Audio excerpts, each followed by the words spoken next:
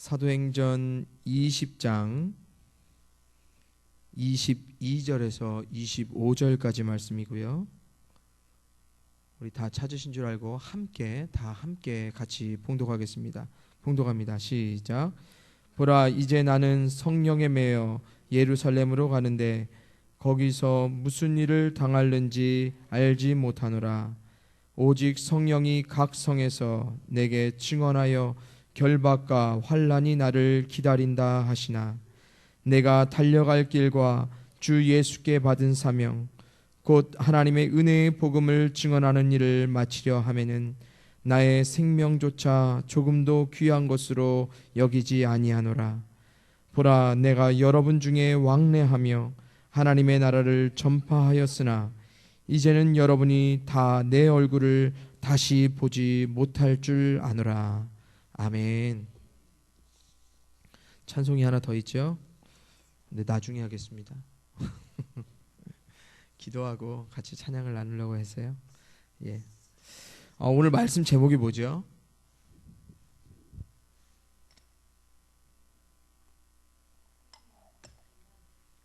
예, 감사합니다. 생명을 살립시다라고 오타가 나왔습니다. 원래 생명을 살립시다 아니고 생명을 살립니다라고 제가 전사님께 드렸는데 전사님이 제 글자가 너무 이상해서 잘못 보셨나 봐요. 오늘 설교 제목은 생명을 살립니다입니다. 요즘 우리나라 온 국민들이요, 세월호 희생자의 슬픔과 아픔 가운데 진정으로 새롭게 깨닫게 되는 한 가지 사실이 있습니다. 그것은 바로 생명의 가치와 존귀함입니다. 이 세상은 점점 더 소중한 생명의 가치에 무뎌져만 가고 생명의 소중함에 대하여 무감각해져 가는데, 우리는 다시 한번 이번 사건을 통해서 정말로 뼈에 사무치게 깊이 생명의 가치와 존귀함에 대하여 깨닫게 되었습니다. 특별히 미래가 촉망한 우리 어린 영혼들의 생명이 얼마나 소중한 것인가를 다시금 깨닫게 되는 아주 소중한 시간을 우리가 보내고 있는데요. 더불어서 온 국민이 새롭게 주목하는 한 가지 사실이 있었습니다. 그것은 바로 생명을 살리는 사람에 관한 것입니다. 세월호 사건의 수사가 진전되면 진전될수록 드러나는 사실이 있는데요. 생명을 책임지는 사람들이 자신들이 있어야 할 자리에 있지 아니하여서 많은 사람들이 희생당하게 되었다는 사실입니다.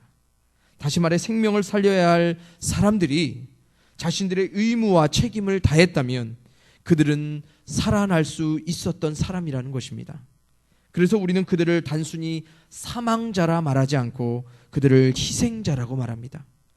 의무와 책임을 다하지 못한 사람들에 의하여 그들이 희생당했다는 것입니다. 희생해야 할 사람들이 희생하지 못하여서 그들이 죽었다는 것입니다. 그래서 자신의 의무와 책임을 다하지 못한 사람들에 대하여 온 국민은 비난을 넘어서 지금 분노하고 있습니다.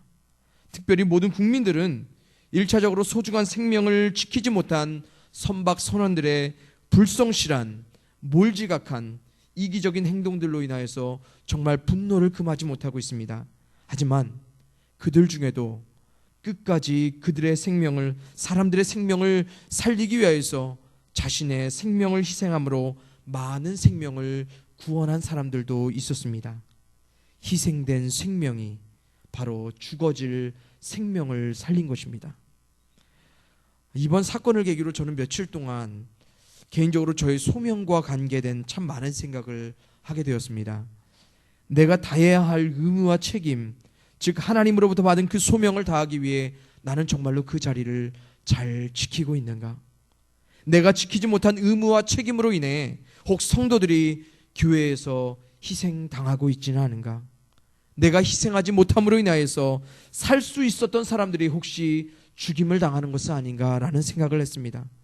저는 오늘 본문 말씀을 통해 목회자인 저뿐만 아니라 우리 그리스도인들이 이 세상 가운데 생명을 살리는 자로서의 소명을 다시금 깨닫고요, 우리의 소명을 이루기 위해, 우리의 의무와 책임을 다하기 위해 우리가 어떠한 자세로 하나님의 거룩한 사명을 감당해야 하는지 잠시 말씀을 나누고자 합니다.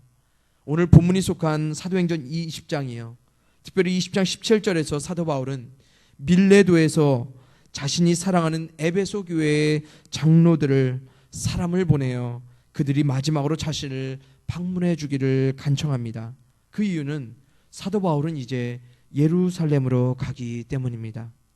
그런데 사도 바울이 에베소 교회의 장로들을 특별히 청한 두 가지 이유가 있었습니다. 그 이유는 첫째로 사도 바울이 지금껏 자신의 사명을 감당해왔던 것들을 그들에게 환기시키기 위한 것이었습니다. 다시 말하면 사도 바울은 자신이 지금껏 복음 전하는 자의 사명을 감당함에 있어서 걸어왔던 모든 삶을 더없이 분명하고 명확하게 에베소 장로들에게 말하고 있습니다. 그래서 사도 바울은 자신과 같이 에베소 교회의 장로들과 성도들이 같은 사명의식을 갖고 삶을 살아줄 것을 당부하고 있습니다. 그 당부의 말의 핵심이 바로 오늘 본문 24절의 말씀입니다. 우리 다 같이 24절 말씀을 한 번 더 읽겠습니다. 24절입니다. 시작. 내가 달려갈 길과 주 예수께 받은 사명 곧 하나님의 은혜의 복음을 증언하는 일을 마치려 하면은 나의 생명조차 조금도 귀한 것으로 여기지 아니하노라. 아멘. 사도 바울은 자신이 달려갈 길과 자신이 예수께 받은 사명을 하나님의 은혜의 복음을 증거하는 일을 마치는 것이라고 선언합니다. 그러면서 그가 마지막으로 참으로 의미심장한 말을 하나 남깁니다. 나의 생명조차 조금도 귀한 것으로 여기지 아니하노라. 사도 바울은 지금 하나님의 은혜의 복음을 증거하는 일과 자신의 생명을 동일한 선상에 놓고 있습니다. 아니, 그는 복음을 통하여 새 생명을 얻고 다시 살게 될 그들의 생명보다 오히려 자신의 생명을 더 낮은 자리에 놓고 있습니다. 그래서 그는 자신의 생명을 내놓고 복음 전하기를 소원하며 예루살렘으로 간다고 말하고 있습니다. 그것이 자신이 걸어야 할 길이며 자신이 이뤄야 할 사명이라고 말하며 에베소에 있는 장로들도 에베소의 성도들도 자기와 같은 마음으로 그 길을 걸어줄 것을 당부하고 있습니다. 지금 사도 바울은요, 복음 전하는 것은 걸어야 할 길이 아닌 달려가야 할 길이라고 말하고요, 자원한 것도 아닌 부여받은 사명이기에 억지로라도 감당해야 하는 것이 바로 복음 전하는 것이라 강력하게 자신의 삶을 빗대어 말하고 있습니다. 우리는 요즘 생명을 살리지 못한 사람들에 대한 분노를 금하지 못하고 있습니다.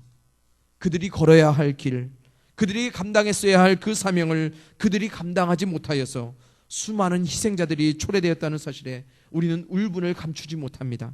그들이 있어야 할 자리를 그들이 지켜만 주었다면, 그들이 해야 할 일들을 그들이 행하기만 했더라면 반드시 생명은 살 수 있었고 생명은 건질 수 있었다는 것입니다.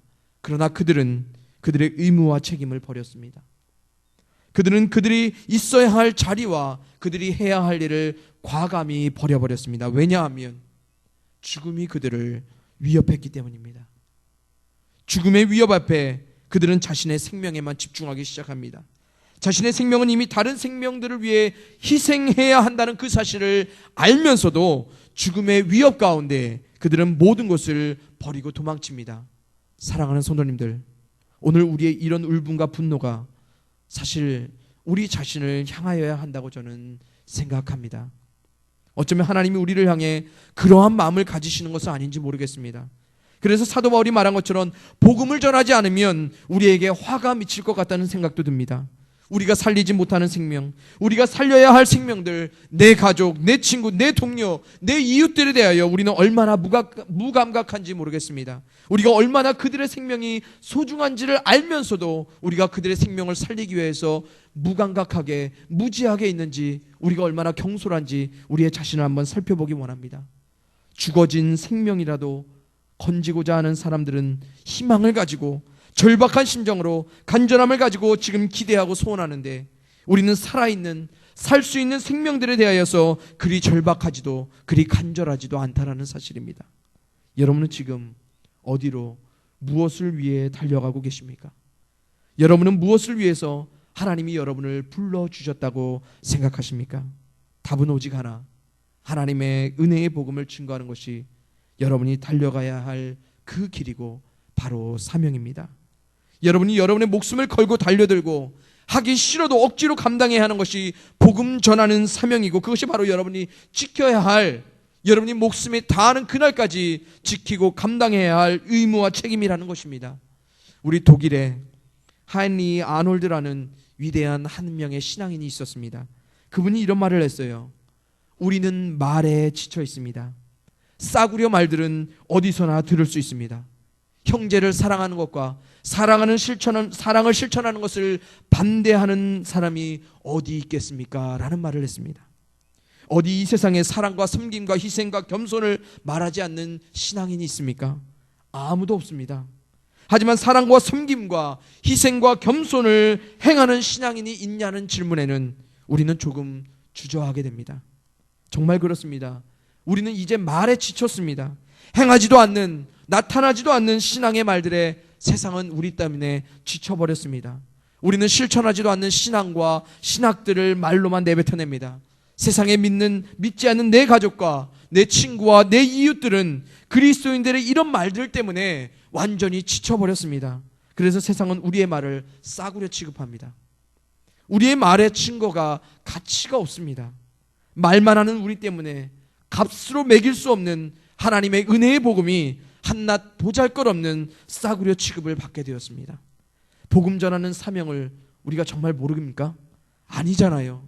우리는 말로만 사명을 외치지 정작 전하지 않을 뿐입니다. 우리가 내 몸과 같이 내 이웃을 사랑하는 하나님의 그 계명을 우리가 모릅니까? 아니요. 우리는 그냥 내 몸과 내 가족만 사랑할 줄 알지 정작 이웃을 사랑하지 않을 뿐입니다. 우리가 정말 겸손과 섬김과 희생을 모릅니까? 아니요. 우리는 단지 겸손하지 않고, 우리는 섬기지 않고, 우리는 단지 희생하지 않을 뿐입니다. 복음을 알면서도 왜 싸구려처럼 행동하냐고요?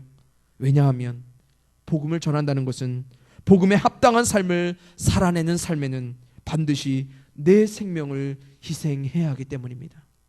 내가 목숨처럼 여기는 내 시간, 내 물질, 내 지식, 내 자존심, 모든 것을 아무것도 아닌 것으로 사도 바울이 얘기한 것처럼 다 버려내야 이 사명을 감당할 수 있는데, 우리는 버리지 않는다는 것입니다. 나도 살고 너도 살고 그러면 좋겠지만 하나님은 그러한 원리를 우리 삶 가운데 원하지 않습니다. 하나님은 우리가 죽어야 하나님을 위해 살 수 있다라고 말합니다. 우리가 떨어져 죽어야 다른 생명이 살아날 수 있다라고 하나님은 분명히 말씀하십니다. 내가 죽고 내가 희생해야 다른 사람이 산다라는 것입니다. 사도 바울을 포함한 예수님의 최초 제자들이자 사도들은 모두 자신이 죽기까지 생명을 살리기 위해 했었고, 그들은 그들의 죽음으로 사명을 증명했습니다. 사랑하는 성도님들, 여러분의 길과 생명을 아는 것만으로 만족하지 마시기 바랍니다. 여러분의 길은요, 그 길 위에 달려가야 길이 되고요, 여러분의 사명은 그 사명을 감당해야 참된 사명이 됩니다. 말로만 사람들을 지치게 하는 그런 어리석은, 그런 귀찮은 그리스도인들이 되지 마십시오. 여러분의 삶으로 정말로 증명하시기 바랍니다. 말과 혀로만 사랑하지 말고요, 오직 행함과 진실함으로 믿지 않는 여러분의 가족과 친구와 이웃과 성도들을 진실함으로 행함으로 대하시기 바랍니다. 행한 대로 보응하시는 신실하신 우리 하나님께서는 반드시 우리가 행한 그대로 하나님이 자신이 직접 행함으로 우리 삶 가운데 보상하여 주십니다. 그 보상은 생명이 살아나는 보상입니다. 그 생명이 살아나면 우리도 살아납니다. 우리가 절실하게 느끼듯이 생명을 살리는 일은요, 가장 위대한 일이고 동시에 가장 절박한 일이기도 합니다. 여러분의 생명을 전혀 귀한 것으로 여기지 않고 살아가는 그 길과 사명에는 반드시 하나님이 여러분을 통해 수많은 생명을 살리실 것이란 것을 기대하시고 믿으시며, 다시 한번 여러분이 생명을 살리는 자라는 사실을 다시 한번 기억하시길 주님의 이름으로 축원드리겠습니다. 둘째로 사도 바울이 에베소 장로들을 청한 이유는요, 본문 25절의 말씀과 같이 이제는 그가 사랑하는 에베소 성도들을 다시 보지 못할 것이라는 이유였습니다. 단지 거리상으로 예루살렘이 에베소와 멀리 떨어져 있기 때문에 그가 다시 보지 못할 것이라 말하는 것이 아니라, 지금 사도 바울은 그의 죽음을 예상하고 에베소 성도들과의 마지막 만남을 가졌던 것입니다. 사도 바울이 그렇게 끔찍이도 사랑했던 에베소 교인들을 뒤로 한 채 죽기를 각오하고 예루살렘으로 떠나야 했던 이유는 바로 그의 사명, 그의 길, 복음 전하는 자의 그 사명을 감당해야 했기 때문입니다. 어떻게 사도 바울이 죽기를 각오하고 복음 전하는 사명을 감당했습니까? 그것은 바로 그가 성령에 매였기 때문입니다. 본문 22절, 23절을 우리 다시 한번 읽어보겠습니다. 22절, 23절입니다. 시작. 보라, 이제 나는 성령에 매여 예루살렘으로 가는데 거기서 무슨 일을 당할는지 알지 못하노라. 오직 성령이 각 성에서 내게 증언하여 결박과 환난이 나를 기다린다 하시나. 아멘. 사도 바울을 보세요. 결박과 환난이 자신을 기다린다고 성령이 분명히 증언하였지만 그런데도 그는 갑니다. 21장에서는요, 선지자 아가보라 하는 사람이 성령의 감동 가운데 바울이 예루살렘에 가서 이방인의 손에 넘기워질 것이라는 예언을 사람들과 바울 앞에서 합니다. 그래도 사도 바울은 21장 13절에서 이렇게 고백합니다. 나는 주 예수의 이름을 위하여 결박당할 뿐 아니라 예루살렘에서 죽을 것도 각오하였노라라며 당당하게 그의 환난과 죽음을 대면합니다. 성도님들, 죽음 앞에 장사 없습니다. 이번 주에 저희 남성교회 제가 성경 공부를 인도하면서 그 선원들, 나이 많으신 선원들이 죽지 않고 살아왔다는 그 말씀들을 하시면서 성도님들 중에 한 몇 분들은 자기는 거기 있으면 분명히 죽었을 것이라는 아주 그런 확신을 하시더라고요. 그래서 제가 한 말씀 드렸어요. 집사님, 죽음에는 장사 없습니다. 그래도 자신은 죽을 수 있다는 겁니다. 정말로 죽을 수 있다는 거예요. 자신은 60평생 이제 살았으니까 그만큼 살았으면 됐지 뭐 못 죽겠냐고 그런 말씀하시더라고요. 그런데 그 살아난 선장분이 60이 훨씬 넘으셨죠? 그러시죠? 우리가 그토록 비난하고 분노하는 세월호의 승무원들이요, 만약 우리가 그와 같은 동일한 상황이 주어진다면 정말 당당하게 자신의 죽음을 뒤로 한 채 다른 이들을 살리기 위해 뛰어들 수 있다고 생각하십니까? 아니, 분명히 내가 살 수 있는 길이 보이고 다른 사람은 죽을 수밖에 없다는 것이 보이는데 내가 살 수 있는 그 길을 포기한 채 죽음의 자리로 달려갈 수 있냐라는 것입니다. 만약 그렇다면 여러분들은 정말 대단한 것입니다. 저 같은 경우는요, 말로는 무슨 말은 못해요. 저도 말로는 죽을 수 있다라고 말할 수 있을 것 같아요. 근데 솔직히 모르겠습니다. 정말 그 상황이 되면 저도 모르겠어요. 하지만 사도 바울이 말해요. 성령님에 매이면 죽음에 당당하게 맞서게 된다고요. 성령의 충만함에 우리의 길과 사명이 압도되면 우리는 그 길과 사명 위에 죽음도 불사하고 그 자리 가운데 서게 된다는 것입니다. 최초 오순절 성령 강림이 있은 후에요, 제자들에게 일어났던 일괄적인 반응이 무엇인지 아십니까? 바로 알던 것을 실천하더라는 것입니다. 몰랐던 것을 한 게 아니라 이미 알고 있었지만 두려워서 하지 못했던 일들을 그들이 감당하기 시작하더라는 것입니다. 제자들은 예수님의 죽음 이후에 그들에게 맡겨진 사명, 예수님이 직접 말씀하시고 직접 보여주셨던 모든 사명들을 뒤로 한 채 자신들의 생명을 해야 할 사람들을 숨어 지내고 있었습니다. 죽음을 각오한 채 주님 가신 그 길을 걸어야 한다는 사실을 알면서도 최초 그들을 부르신 이유가 사람을 낚는 어부가 되기를 원하신다는 것을 알면서도 그들은 철저히 자신들의 사명과 의무와 책임의 뒤로 물러났었습니다. 하지만 성령 받으니까, 성령의 충만함에 매이기 시작하니까 그들의 삶이 전혀 다른 방향으로 가더라는 것입니다. 그들의 최초 사명과 의무와 책임에 그들이 목숨을 바치기 시작합니다. 이전에 보였던 죽음에 대한 두려움도 회피도 더 이상 그들의 삶 가운데 찾아볼 수가 없습니다. 그들은 매 순간 복음을 전파하는 일에 당당했고요, 그 자리가 어떤 자리이든 간에 그들은 결박과 환난과 죽음을 두려워하지 않고 자신들의 사명을 감당하기 시작하였고, 그 자리에 하나님은 역사하시고 그들을 통하여서 수많은 생명을 살리셨습니다. 그렇습니다. 하나님의 영 성령은요, 우리의 유익을 위한 것이 아닙니다. 성령은 우리의 능력을 극대화하기 위해서 주어지는 것이 아니고요, 하나님의 일을 감당하기 위해서 우리 가운데 주어지는 것입니다. 우리가 달려가야 할 그 길과 받은 그 사명을 감당하기에 우리에게 부어주시는 것이 바로 하나님의 영, 성령의 기름 부으심이고 성령의 충만함인 것입니다. 하나님의 길을 가지도 않으면서, 하나님의 사역을 감당하지도 않으면서 성령의 충만함을 강구합니까? 그 자리에 하나님의 성령이 임할 것이라 믿습니까? 아니요. 하나님은 철저하게 우리를 위한 일인가, 하나님을 위한 일인가, 성령님이 더 잘 아십니다. 성령님은 하나님의 일을 감당하는 그 자리 가운데 성령의 감동을 허락하시고요, 성령의 역사를 하시고요, 성령을 통하여서 생명을 살리는 자리에 우리를 이끌어 주십니다. 우리가 달려가야 할 그 길과 받은 그 사명을 감당하기 위해 우리는 성령이 필요합니다. 머리에 있던, 지식에 있던 복음을 전하는 그 사명을 성령은 우리로 행하게 하십니다. 알지만 하지 못했던 그 사명을 성령은 우리로 감당하게 하신다니까요. 켈빈 밀러라는 목사님이 이런 말씀을 하셨어요. 순교자들은 죽기를 갈망했던 사람이 아니라 하나님을 기쁘시게 하는데 과도한 욕망을 가진 영혼들이었다. 그들은 하나님을 저버림으로 그분을 실망시키기보다 차라리 죽음을 선택함으로써 하나님을 기쁘게 해드리기를 갈망했다라는 말합니다. 그렇습니다. 죽음 앞에 장사 없듯이 순교자들도요, 죽음을 선택하지는 않았습니다. 그들도 두려웠고요, 그들도 무서웠고, 그들도 피하고 싶고 도망치고 싶었습니다. 하지만 하나님의 영 성령이 그들에게 임함으로, 성령의 충만함 가운데 그들이 매임으로 성령이 그들로 죽음을 넘어서게 하시더라는 것입니다.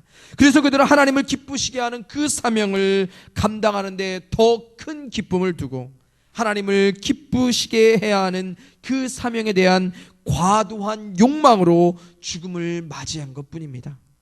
죽기 위해 죽음의 자리에 선 것이 아니고요, 하나님을 기쁘시게 하는 사명을 위해 그들은 죽음의 길에 서고 사명을 감당했던 것입니다.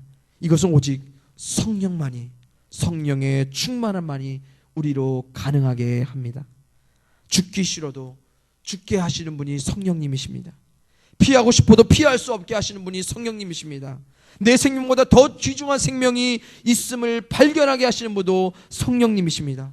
복음을 증거하는 사명을 감당하기 위해 내 목숨도 내놓으라 말씀하시고 그 목숨을 내놓으라는 자리에 자원하여 목숨을 내놓게 하시는 분도 바로 성령님이십니다. 내가 아니고요, 성령님이요. 죽음을 두려워하는 우리가 아니고요, 바로 성령님이라고요.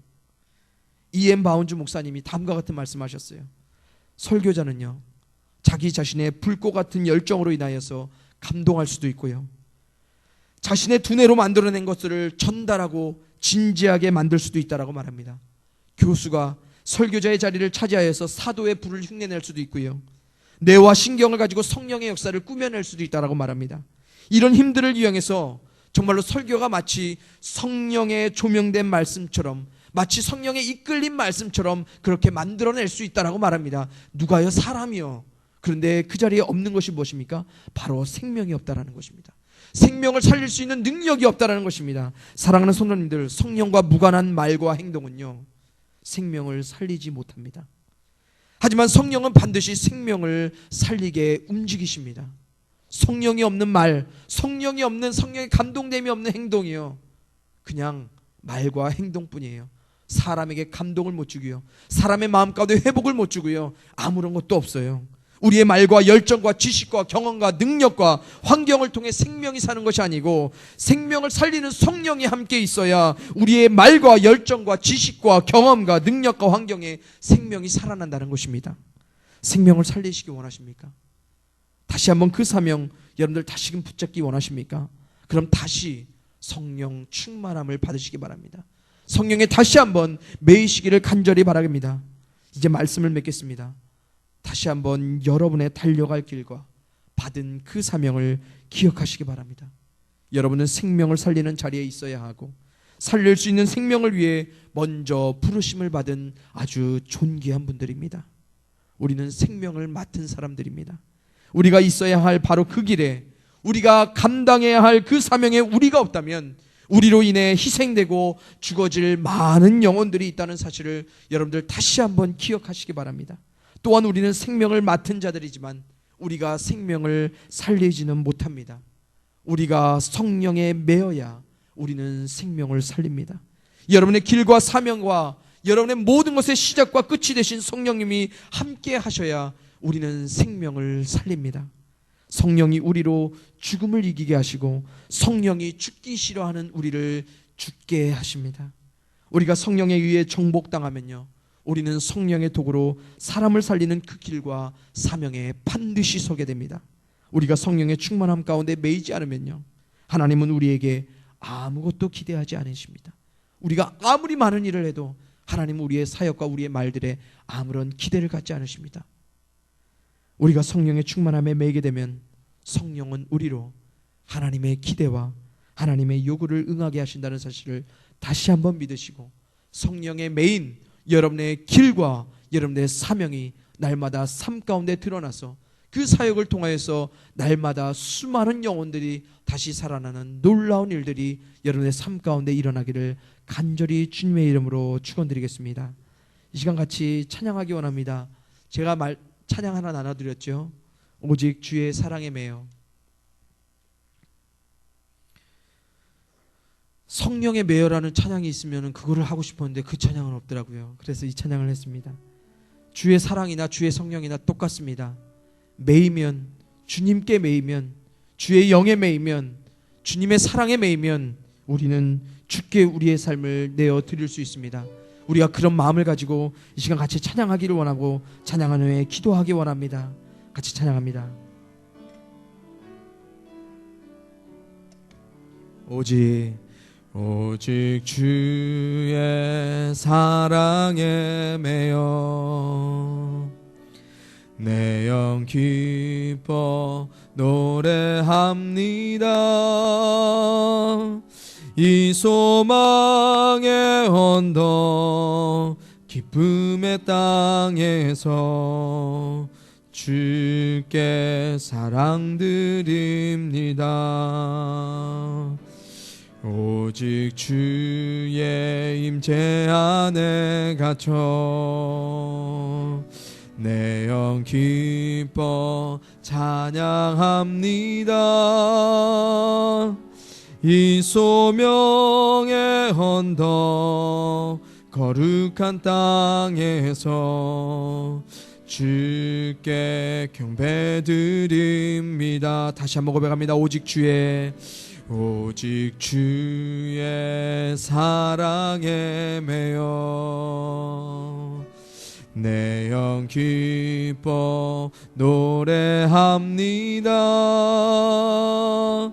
이 소망의 언덕 기쁨의 땅에서 주께 사랑드립니다. 오직 주의 임재 안에, 오직 주의 임재 안에 갇혀 내 영 기뻐 찬양합니다. 이 소명의 언덕 거룩한 땅에서 주께 경배드립니다. 주께서 주신 모든 은혜 나는 말할 수 없네. 내 영혼 즐거이 주 따르렵니다. 주께 내 삶 드립니다. 다시 한번 고백합니다. 오직 주의 사랑에 매여 내 영 기뻐 노래합니다. 이 소망의 언덕 기쁨의 땅에서 주께 사랑드립니다. 오직 주의 임재 안에 갇혀 내 영 기뻐 찬양합니다. 이 소명의 언덕 거룩한 땅에서 주께 경배드립니다. 주께서 주신 모든 은혜 나는 말할 수 없네. 내 영혼 즐거이 주 따르렵니다. 주께 내 삶 드립니다. 주께서 주신 모든 은혜, 주께서 주신 모든 은혜, 아멘. 나는 말할 수 없네. 내 영혼 즐거이 주 따르렵니다. 주께 내 삶 드립니다. 주께 내 삶, 주께 내 삶 드립니다. 우리 이 시간 다 같이 기도하기 원합니다. 우리가 너무 이기적입니다. 우리는 하나님의 은혜, 한없는 그 은혜 맛보고도 우리만 여전히 그 은혜 맛보려고 합니다.